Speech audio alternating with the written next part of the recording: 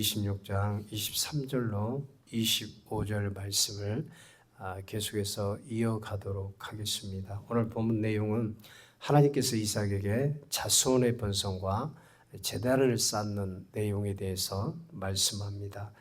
지난 시간에 말씀을 드릴 때 블레셋 사람들이 이삭이 판 우물을 메울 때 이삭은 다투지 아니하고 계속해서 옮겨서 우물을 팠을 때 하나님께서 더 넓은 우물을 주셨다고 말씀을 드렸습니다. 이삭은 블레셋으로부터 부당한 압력과 고통을 받은 것이죠. 그럼에도 불구하고 그 자리를 피하면서 이 브엘세바까지 오게 되었는데요. 오늘 보면 23절에 보면 이삭이 거기서부터 브엘세바로 올라갔더니라고 기록이 되어 있습니다. 이삭이 브엘세바로 올라갔다는 것은 블레셋의 시기와 위험으로부터 다투지 않고 자리를 옮긴 것입니다. 그럴 때 하나님께서 이삭에게 나타나서 두려워하지 말고 함께 있어 복을 주고 자손이 번성할 것임을 말씀합니다. 결국 그들과 대항하지 않고 양보한 이삭은 더 넓은 우물의 축복을 받았고 여기서 더 큰 축복을 주셨는데 그것이 자손의 번성의 복이었습니다.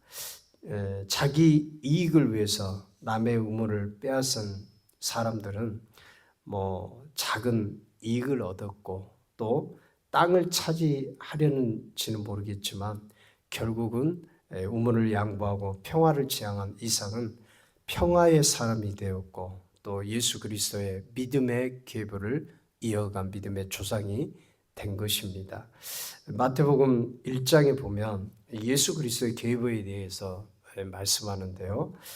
마태복음 1장 2절 이하에 보면 이렇게 기록이 되어 있어요.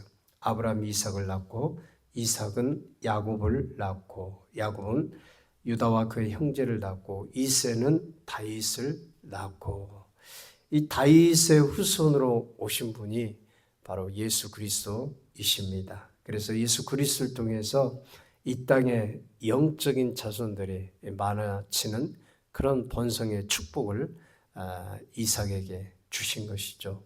이삭이 우물 사건으로 참고 인내하며 다투지 않고 양보할 때 하나님은 이삭을 찾아오셔서 위로해 주셨어요.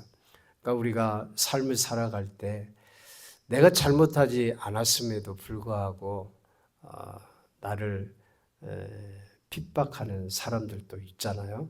나를 모함하는 사람들도 있고 그럴 때 우리 믿는 사람들의 대하는 그 자세는 그냥 인내하고 참고 자리를 피하고 그러면 하나님께서 그 억울함, 그 마음 아파하는 것 그런 것들을 하나님이 오셔서 위로를 해 주십니다.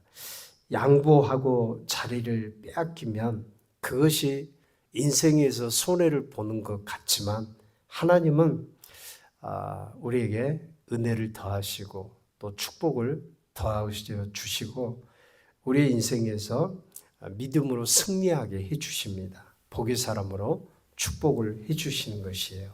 그래서 우리가 인생 살아갈 때도 이런 어떤 자리 때문에 시기하고 몹살게 굴 때로도 우리의 마음이 양보의 마음을 갖고 넓게 사람을 축복하면 하나님이 더 큰 축복으로 우리의 삶을 빚어갈 줄 믿습니다. 두 번째는 이삭이 제단을 쌓고 하나님을 예배했어요. 오늘 보면 25절에 보면 이삭이 그곳에 제단을 쌓고 여호와의 이름을 부르며 거기 장막을 쳤더니 이삭의 종들이 거기서도 우물을 팠더라.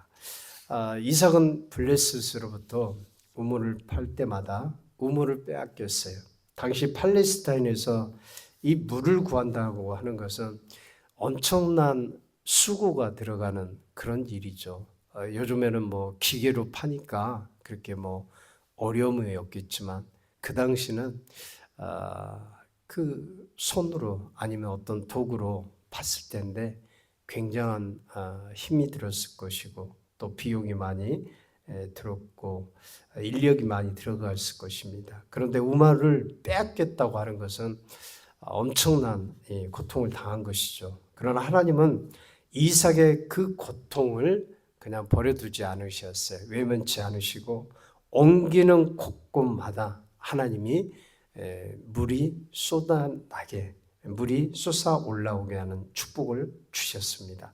또 하나님께서 이삭을 찾아와서 복을 주시고 번성케 하신다고 약속하셨어요. 그럴 때 이삭은 하나님으로부터 주어진 복에 대해서 감사하고 하나님께 제단을 쌓고 하나님께 감사하며 예배를 드렸어요. 오늘 우리가 살아갈 때도 마찬가지입니다. 치열한 삶의 현장에서 손해를 겪을 때도 있고 또 소중한 것들을 잃고 빼앗길 때도 있습니다. 하나님은 이삭과 같이 우리의 삶의 일거수일투족 모든 삶을 지켜보고 계시고 또한 알고 계십니다.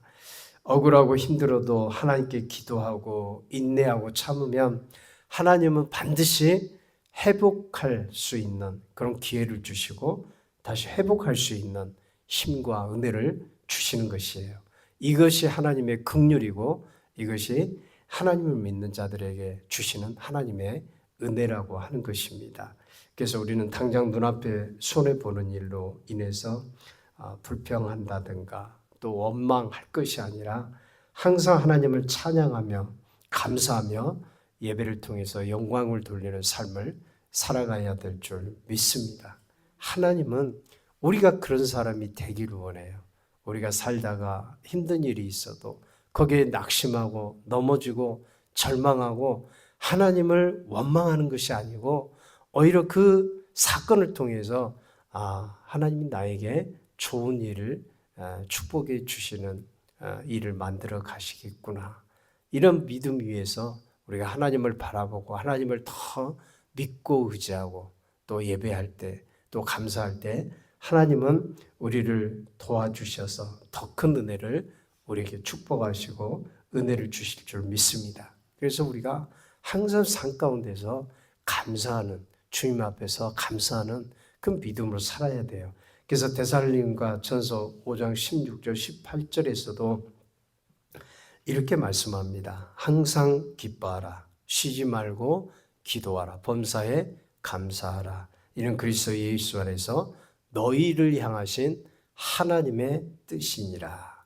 그러니까 우리가 삶 속에 어떤 환경에서 힘든 일을 만날지라도 그 삶의 환경 앞에서 어려운 환경 앞에서 부정적인 반응을 하지 않고 항상 기뻐하고 또 쉬지 말고 기도하고 범사에 감사하는 것, 이것이 하나님의 뜻이라고 말씀합니다.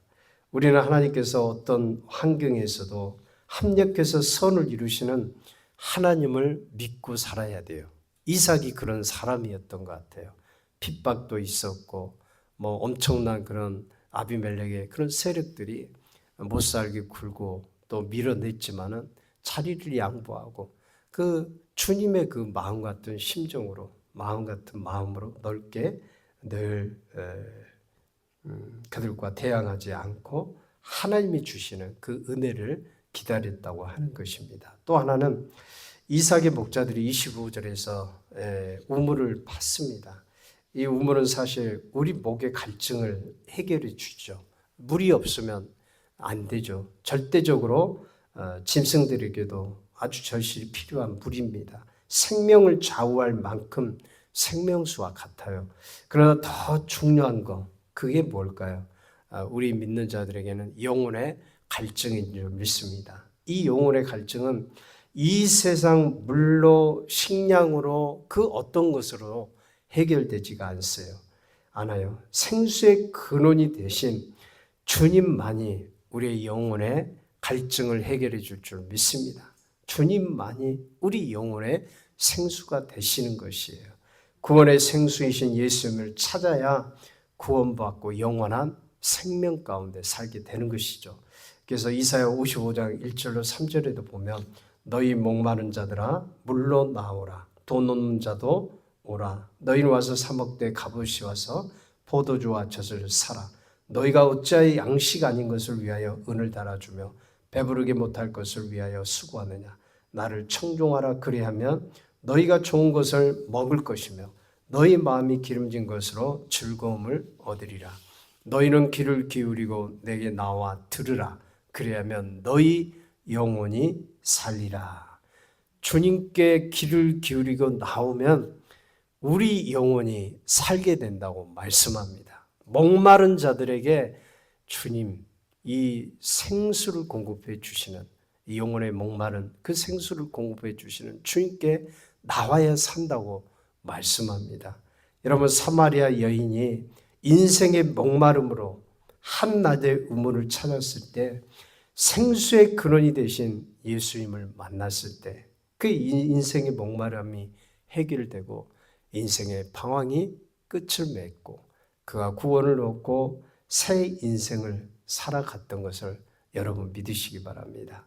그렇기 때문에 오늘 또 이삭의 목자들이 물을 얻으려고 우물을 팠던 것처럼 우리는 영혼의 생수를 얻기 위해서 우물을 얻는 수고를 해야 됩니다. 주님 앞에 날마다 믿음으로 나와서 우리의 영혼의 생수를 사모하는 복된 성도들이 다 될 수 있기를 주의 이름으로 축원드립니다. 기도하겠습니다. 우리